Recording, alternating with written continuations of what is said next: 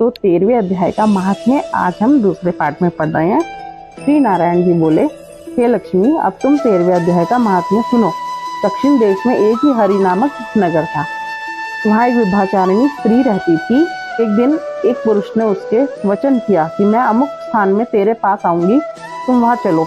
वह पुरुष किसी अन्य स्थान पर चला गया और वह स्त्री उसे ढूंढती ढूंढती हैरान हो गई। वह मनुष्य ना मिला। इधर वह पुरुष भी भागता फिरे कि वह गणिका घर में उसकी राह देखने लगी।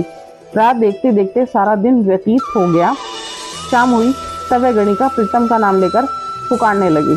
इतने में ही वह पुरुष मिल गया। दोनों बड़े प्रसन्न होकर बैठ गए। इतने में एक शेर आया। गणिका को डरी हुई देखकर सिंह बोला, अरे गणिका, मैं तुझको खाऊंगा। गणिका बोली, तू इतने पिछले जन्म की बात कह, तू कौन है? सिंह बोला, मैं पूर्व जन्म में ब्राह्मण था, झूठ बोला करता था, बड़ा लोभी था, जुआ खेलता था तथा दूसरे पर साधन हर लेता था। एक दिन प्रातः काल घर से निकलकर चला तो मार्ग में गिरते ही देह छूट गई। यमदूत पकड़कर धर्मराज के पास ले गए। देखते ही धर्मराज हुक्म दिया, इसकी घरी ब्राह्मण को सिंह का जन्म दे दो।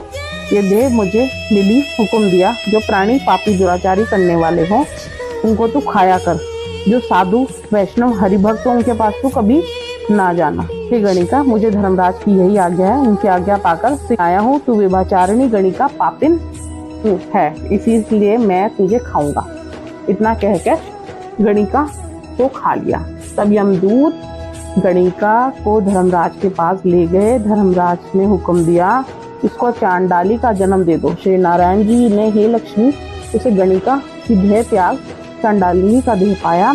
कई दिन पिछले यह एक दिन नर्मदा नदी चली गई। वहां देखा कि एक साधु गीता का 13वें अध्याय का पाठ कर रहा था, तो उसने सुन लिया। जब अध्याय सुनकर प्रसाद पाया तो तुरंत चंडालिनी के प्राण छूट गए और देवदेही पाई। आकाश से विमान आया जिस पर बैठते वो कहाँ गई?